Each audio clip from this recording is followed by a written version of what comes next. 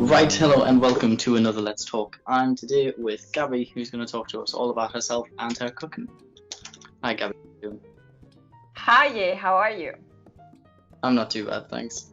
Yeah, We know each other from the Yes Theory community. of course. How is it that you got started with them? Well, actually, I discovered them when I was living in LA. I'm originally I come from Colombia and I'm currently located still in Colombia, but I was living in LA for a while because college.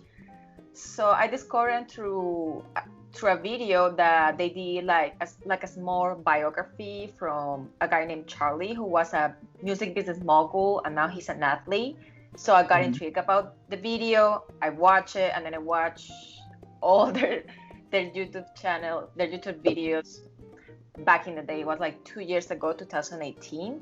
So I just and then I was so excited about this channel, so I shared one of my best friends, and he also got hooked.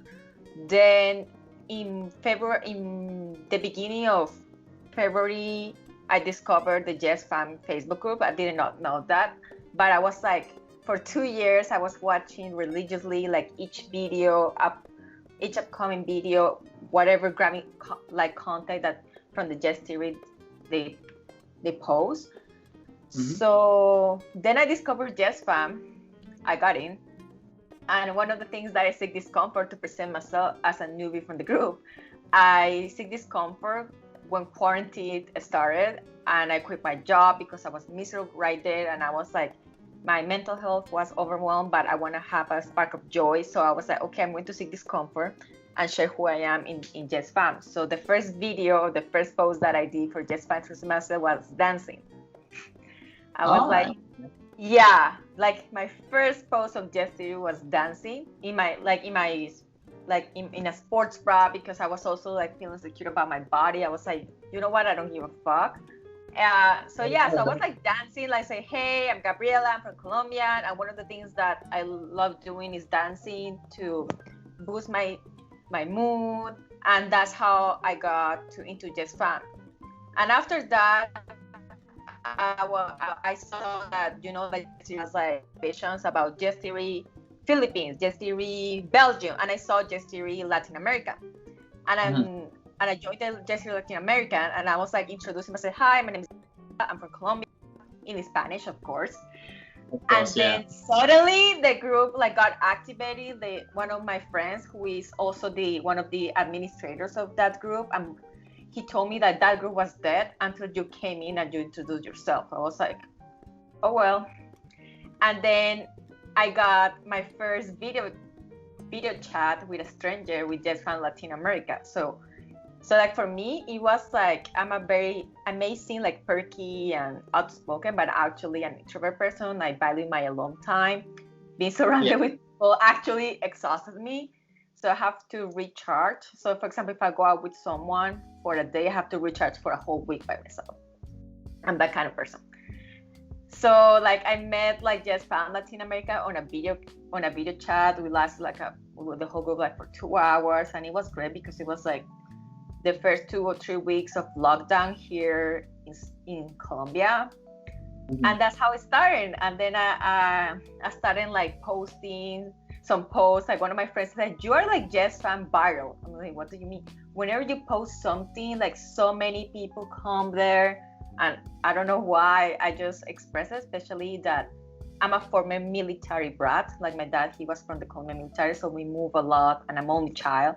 So for me, I was always like that weird kid. I didn't know where to belong until I met Jess. And it was hard to be for me myself because I'm a very loud, bold person.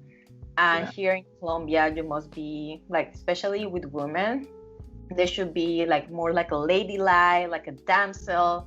I'm kind of not like that. I may look physically like that, but I'm not like that. So it was like for me to find like a group where I can belong and make friends. So yeah. It must be really amazing that you're able to sort of post these statuses and these videos and stuff, and it sort of just livens up for the chat that, of course, your friend said was dead at that point. Yeah. Like it's crazy, man. Like whenever it's crazy, and I've met a wonderful people, and I connected with them. So yeah. So that's why I love Adjusted. It's not about the channel and about the founders, that it's more about the community that was built after that. And especially what I love, like everyone has their own lives separately, but when we connected, we have like something like an inside energy and an inside joke, like, oh, you're from this band, like it's like a weird family that we kind of are. Yeah, it's a very strange but a wonderful community. Have you only done video meetups, or have you ever done an in real life meetup yet? I have only done video meetups because, first of all, like I live in a small coastal town in Colombia. We are really in lockdown. The majority of the meetups are either in Europe or in big cities in Latin America or United States. So I'm hopefully when it's safe to travel, because COVID here in South America is crazy, and now we have so many political issues, and yeah. No, that's fine. So then, with being stuck in lockdown and COVID being so big there, what is this next venture that you've recently posted about in that community page? Okay, so last September, I decided to finally chase my dreams, because I quit my job. Then I was figured out what I want to do. So I took a bunch of courses. I work in marketing, social media content, especially as a copywriter. Then I got a full-time job in a company, but I got laid off because they couldn't afford having full-time. So I'm doing like freelance hours. So I was like frustrated because, like I was starting to be myself again, have a job, have a career. And I said, what should I do? Like, I don't want to get a full-time job. It was October. So I don't want to get a full-time job right now because holidays are coming, then New Year's too. So I was like, no. So I decided working as a freelancer, but at the same time, I wanted to create something on my own. So I decided to get my personal Instagram into a cooking account, especially for health, because it's something that I truly value. Like, because, for example, like here in Latin America, there are not many accounts that talk about the basics about nutrition and also food that is healthy and actually tastes good. The majority of content creators are either like very like loud influencers, or they're doctors and nutritionists. And I want to have the perspective of just like an everyday person that is me, that I've been through a lot on my fitness journey and I'm still learning.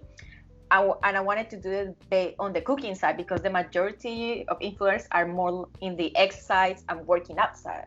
So I decided to do more on the cooking side, and also like teaching people the basics about food, like what to do, what not to do, be more conscious and aware what they put into the body, because I truly believe that life gives you one body and you should take care of it.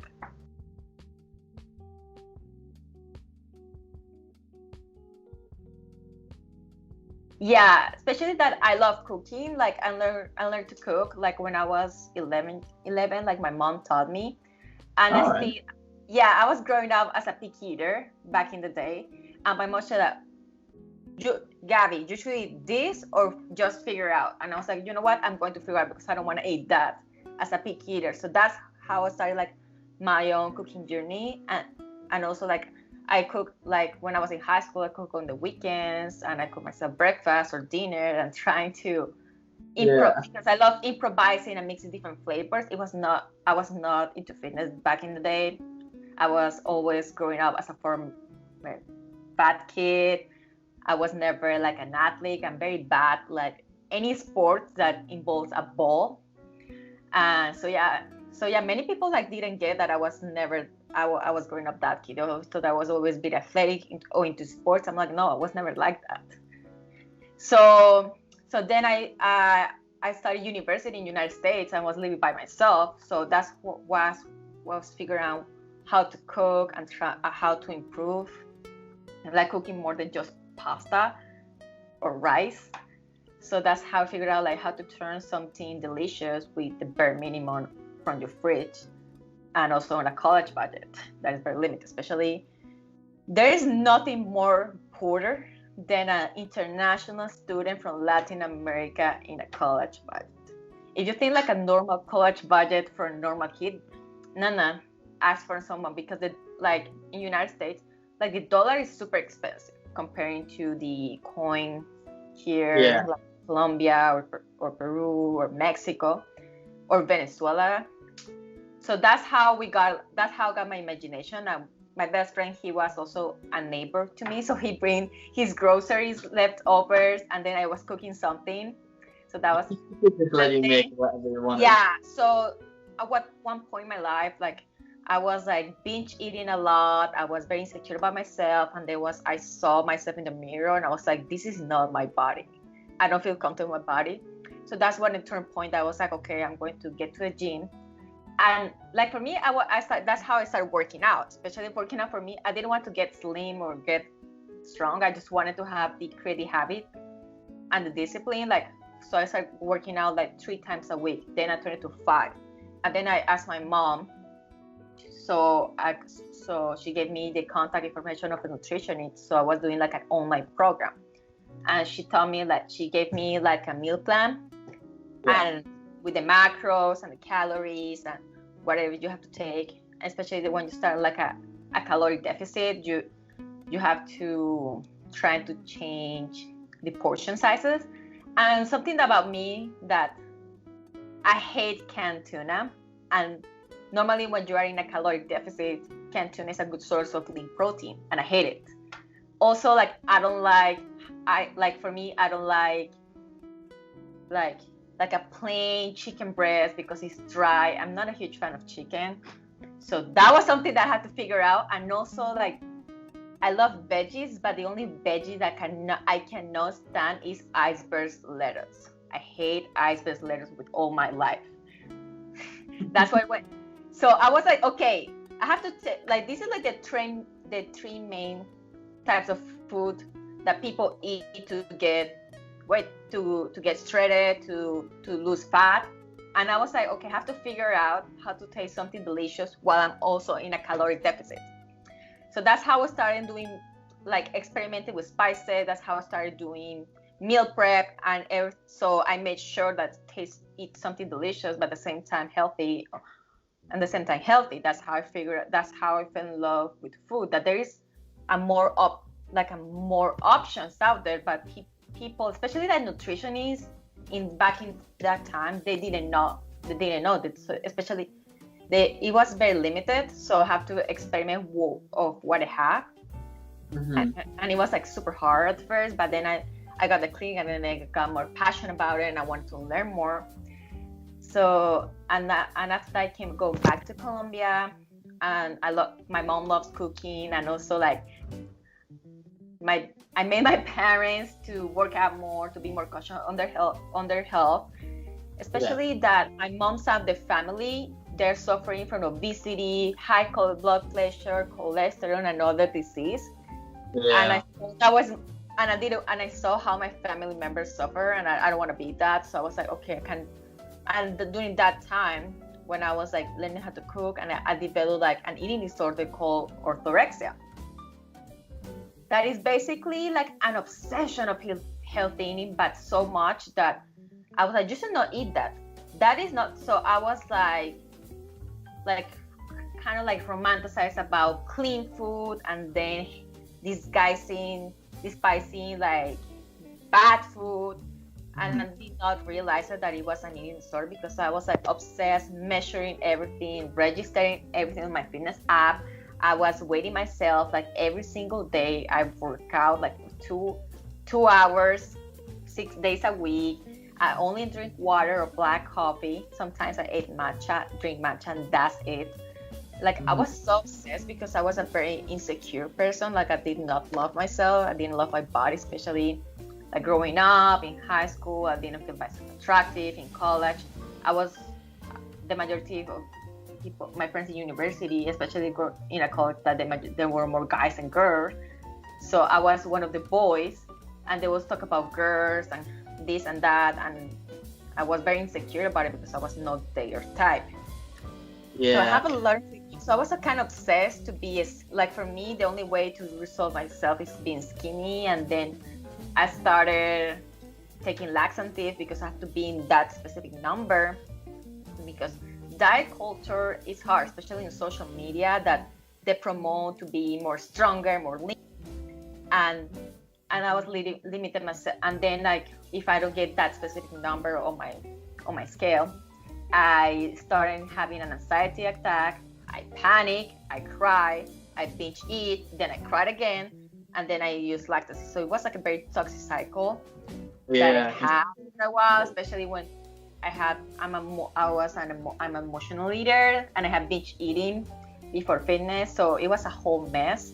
So I came back to Colombia. I have to take like therapy to solve all my problems, my anxiety problem, all that.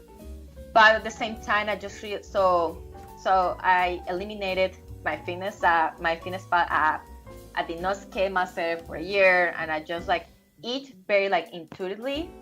But I started doing boxing, and I fell in love with boxing because I feel stronger, and I feel like the rhythm, especially like boxing, is like dancing. You just need a rhythm, and I love challenging myself because with boxing you have to be strong, but at the same time you have to be agile. So that's why I love that combination. That's one of my favorite styles of training ever. Yeah, that's what happened. Yeah, and then COVID. So, and then I was like very emotional eating when I was working, because I was in a toxic work environment and I have a lot of anxiety. So I was like eating like a lot, especially even though they were like healthy snacks, but like measurements. Yeah, it's like a big deal. Like, so I was like eating like crazy. I've always been hungry, especially it was more like emotional hunger to avoid my feelings or preventing me having another anxiety attack. So that's how I use food to like a comfort solve all my problems. And then COVID happened. I was like, okay, I have to learn how to know my body, difference between, because I was like, I don't wanna lose weight. I just wanna heal my mental health. So for me, I was like I meditate a lot. I was doing like I have a gratitude journal, and also I had a back injury because, first of all, bad posture, and also like I was not very conscious about whenever I went lifting about the technique. So I was doing like back rows with 15 pounds. So it was like in a back technique with a bad technique. So it was horrible, excruciating pain on my back. Yeah. It was, so I have to, with training back in March, I have to start all over again, like the basics, like doing body weight exercises. Then I started doing yoga because it helped relieve my back pain and better my posture. So it was like I started all over again. And at the same time, since quarantine happened, I started cooking again. And I fell in love with that because my mom also, we started cooking and developing recipes. Also, I got a hobby to make bread because I love bread. So I started making bread like once a week, and then months happened, and my mom said, okay, let's have each family member has to cook something once a week about country around the world. So I started experimenting that, and I shared pictures on my Instagram. Say, give me the recipe, Gabby. What do you have? How do you prepare? So they always asking me whenever I post something on my stories, what is the recipe? And I said, like, you know what? I love cooking, and whenever I post a picture, people ask me about the recipes. I was like, let's do it. Like, I have nothing to lose. And I just realized that not many people know about basic of nutrition, especially like they're like the first chapter of quarantine. Everyone wants to get lean and lose weight, but at the same time, they had like the rebound weight because they did it like they had that this all or nothing mentality, which is not healthy, and I had that. So I was like, okay, so that's how so my mom gave me a birthday present, an apron called Gabbys Kitchen, and a cooking book that's called Gabbys Kitchen. I was like, that's it. I will create Gabbys Kitchen. So that's how I seek this comfort, because like for me, I turn my person. I had. So for me, I work in social media, and I was like, okay, I'm not focused on a strategy. I'm not focused on getting likes and followers. I want to create quality content to build a community little by little. Especially that I saw that there are many like great accounts in English, but there are not great accounts in Spanish, especially in a perspective from an expert, but not from an everyday person. So I discovered a YouTube channel called Hiram, that he is a specialist, that he's a young man passionate about skincare, teaching about the basic skincare routine. I was like, and he doesn't want to be like a dermatologist or esthetician. He just want to teach people the basics and experiment with what skincare works for them. I was like, I want to be that, but in food, with food and health. I want to be the Hiram of food and health in Spanish. So he inspired me that kind of way, that I just want to help people to be more conscious about what to eat, because healthy doesn't have to be like about weight or look shredded or muscly. It's more about living like a quality of life, having quality of sleep, quality emotional health. So that's like my ultimate goal, like because I see many people working out so damn hard, but they eat very poorly, and that's not how it works. I've been there also, and I knew it. So that's how I want to create like very like easy recipes with ingredients that you can find in any grocery store. And also, like, I don't consume protein powder, I don't consume supplements, because like for me, I had a bad experience previously. So I'm like, okay. And also, like, you can get like very steady results just with a great nutrition and a quality eating food. So like I always tell people, like, protein powder is great, but it's complementary. It's not the main thing. So that's how I tell people, like, you don't have to, especially like protein powder here is super expensive. So very interesting, because my nutritionist who sets out my meal plans and stuff, he suggested that with the intensity of the stuff I'm eating and the amount of like natural proteins from either the chickens, the steaks, the mixed vegetables and stuff, I don't actually need protein powder, because then that's just putting unnecessary stuff in my body, and it'll just use it as like excess fat, and that it won't get used for them. Exactly, and that's what happened to me. You know what? One of the accounts that I have been inspired a lot. He's a British nutritionist. His name is Ryan, but his Instagram name is called Live Vital. I will share it because like he's a nutritionist, and he posts like really great recipes and try to prioritize like eating quality food, and also being surrounded by nature, quality of light and movement. So I will share with you later his account. Like, he's amazing, and I've been inspired a lot by him too. Yeah, like you don't need like those, like, spend a lot of money on supplements or protein powders, protein bars. It's great when you are like in a rush, like for example, you're traveling for hours. Like, it's a really great pick me up, because when you are traveling, you will see a lot of like excess like refined carbohydrates and fat. So having like a pouch of protein, it will be great when you're like in a long road trip, or you're traveling to another country internationally and you'll be at the airport. That's great.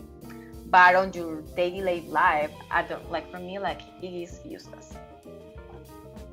Yeah, definitely. And it's also interesting that diet and nutrition is probably one of the most important things about any sort of fitness and healthy lifestyle. Yeah, it's always sort of forgot about and put in the back compared to all the exercises and stuff. And then, like, when you see all these sort of food and nutritional plans by influencers and stuff, it is always, as you said earlier, the basic chicken, rice, salmon. And people forget that you can still have a healthy, balanced, nutritional diet, but have, seasonings and a few, fatty products, as long as it's sort of proportional to the rest of the plate. Exactly. Like, for example, like, I always say, like, start buying like dried spices, and also trying to make your own dressings or your own sauces. Like for example, if you have salmon, you can make like a quick pico de gallo that is basically onion, tomato, cilantro, lime, salt and pepper, and you put it on top of that, and it will taste delicious, and it's very nutritious because you get all the macronutrients for the pico de gallo, fresh, and it tastes so yummy. Or also, like for example, you have like a plain rice, especially brown rice. You can add like some green mushrooms and make it like a mushroom brown rice, or also you can. I have an IGTV video that I teach how to make like a green rice, which is basically cilantro and spinach rice, and it's so delicious. So yeah, like trying to make like, and also like, and now people like making cauliflower everything, and I was like, yeah, but no, especially that I like, for me, like when I see like vegan diet, keto diet, all like paleo diet, like all the diets, I'm like, I'm a kind of person that I'm open to. So like for example, I'm starting eating and experimenting with plant-based meals. Right. Like Yeah. for example, like I'm going to say I'm biased. I hate keto diets. You don't need, like for example, if you have like a medical proven sensibility with carbohydrates, or you're suffering from schizophrenia, great, you can be on keto. But like too much fat, it will be not good for the gut health, especially that you need fiber. So like for me, like when you said, it's healthy, it's keto, I'm like, no. So that is like the only diet that I don't see myself consuming. Like I'm starting eating like good fats, like olive oil, avocado oil, ghee, that kind of fat. But I see like bacon, cheese, cream cheese, that is not, and no veggies. I'm like, usually like veggies should be in all diets. There's the only thing that they have in common. So I'm keto. I'm like, and also like the bulletproof coffee with fat. I'm like, those calories of the bulletproof coffee with fat or butter, or with coconut oil and butter, could be used like a really well done breakfast. Mm-hmm. So I'm like, like, so yeah, like I'm experimenting with plant-based because first of all the environment, and also because I want to challenge myself to eat more plants. I'm not sure if I'm gonna become a vegan, but I want to experiment with different types of diets to have like a more like a holistic.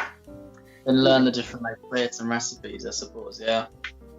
Yeah, many people say, like, when they start following me, are you vegan? Like, no, I'm not vegan. I'm not planning to be, because I eat eggs and I eat fish, and sometimes I eat like a really good steak or burger.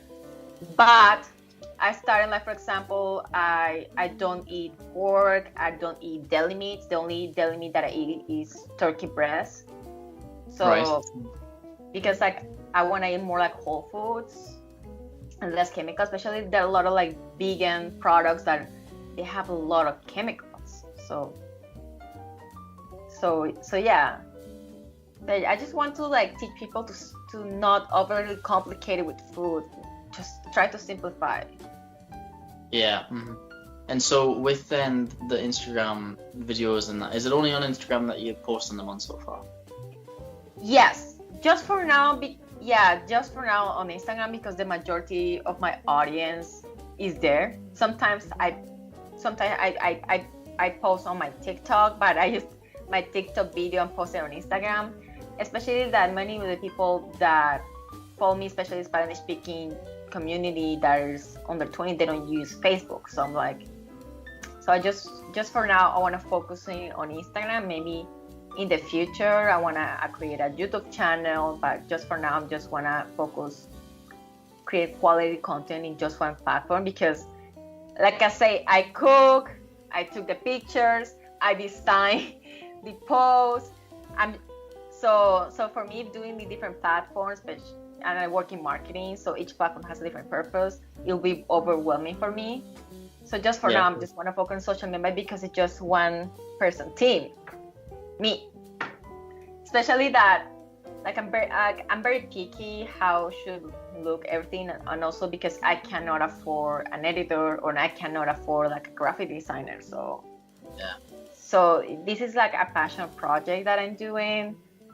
I'm hopefully maybe in the future I can live from it, but just for now, just posting on Instagram, especially that there are like a lot of cooking blogs right now, and it's kind of like saturated, especially like the majority of the people are more visual.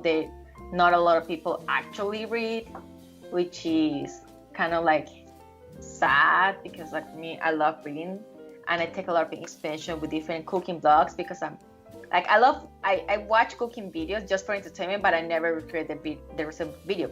While I'm reading a recipe, like I feel like more concentrated and also like have more freedom to change it up. Yeah. See, I've always wanted to be able to somewhat get into reading, but I just find it like I get so easily distracted with how like high functioning my mind works. I can't get into it, so it's good then having the video side of it, or very visual, especially this day and age in this generation. Everything is very sort of visual orientated, so it's nice to have that. But yeah, it would be fun to see sort of blogs develop from your work as well for that other part of the audience that might be following you. Yeah, like I'm planning. Like for now, I call it like for now I'm just focusing on the first trimester, just on Instagram. Maybe I will expand my brand in another platform, and especially that like from now, like I enjoy like sharing the recipe process through a carousel, like picture 1 do this, picture 2 do that, picture 3 do that, because it's easier for the people to recreate and never get lost, kind of like a visual book. Yeah, so a very nice easy step-by-step guide almost. Yeah, like one of my friends, he's a graphic designer, like, hey Gabby, you should use this type of content. I'm like, oh, sounds like it's hard because like I'm a person, whenever I cook, like I'm very like mindful and in the present cooking, that I totally forgot to take the first step or the last step. Yeah. All of them. Because it's not the same like cooking that actually creating cooking content. And so like for example, the Gabbys Kitchen like first season will end on December 15 because I will take a road trip for Colombia, and then I will start a new chapter in a new city in January because I will move to a bigger city. So that would be like a nice people like share with me, like I'm in a new place, new city, new kitchen. So trying to share on January 2021 my experience in a different kitchen, especially maybe it will be like a much smaller kitchen, so that will be funny to watch. Yeah, it'd be a nice little challenge for yourself as well to see how like well you managed to cope in that. Yeah, especially like when you're moving out of town, trying to figure out have a schedule, also a bigger city because I will move to a capital, so yeah, the traffic there is crazy. So I will share more like a meal prep process. Like for example, on Sunday nights, I will share how I meal prep the majority of my meals.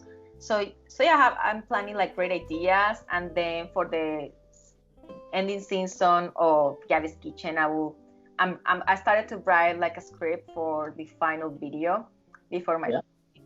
So it's more like a sentimental thank you.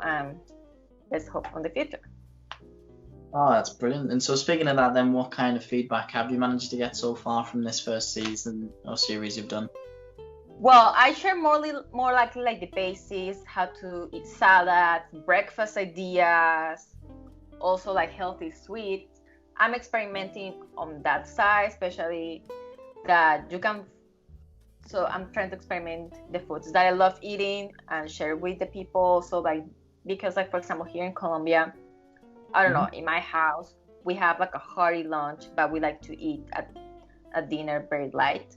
Well, that's how my parents and we eat. Especially like I don't like eating very heavy at night.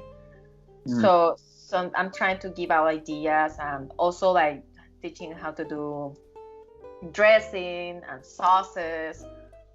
So I'm trying to do like trying to be the basics, especially like I don't want to try to complicate many things. And also like I'm doing recipe development all the time, so I'm trying to make sure that the recipe is right, spot on. And also like I want to show like more like vegetarian and plant-based options, because like I said before, because of the environment, and also trying to teach meat eaters to broaden their palate. Yeah. Oh, that's brilliant. Well, I wish you the absolute best of luck. Where could people possibly find you who've listened to this? Okay, so you can find me at, I don't know how to say in English, like Gabriela Otero Zul. That's my actual name because Gabby Kitchen was taken. So yeah, Otero Zul, Zul. That my full name and my last name and part of my second last name. Because fun fact, in Colombia, in Latin America, we have two last names actually, because because it's common, like for example, because the woman, when she gets married, she doesn't have to change her last name. Oh, okay. Oh, that's quite interesting.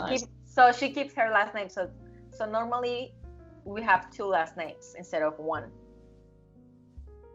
So that wait, hang on a minute. So then, when you get married, I will keep my last name. But if you have two last names, which then last name do you keep? The first one, my dad's last name.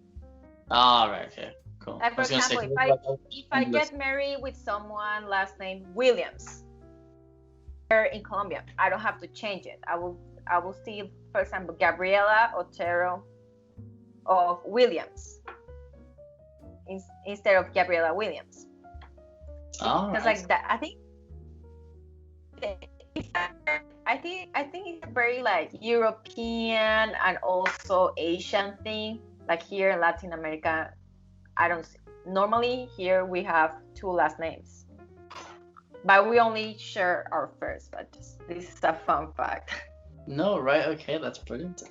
So thank you everyone who has watched Let's Talk and listened to it on Spotify. Thank you very much, Gabby, for coming on the show and talking about your little kitchen. I wish you the absolute best for the future of it, and I hope the next season and this little road trip that you're doing goes fantastic. Yeah, it's a really great platform if you want to learn Spanish and also how to eat good. I'd recommend it to anyone, absolutely.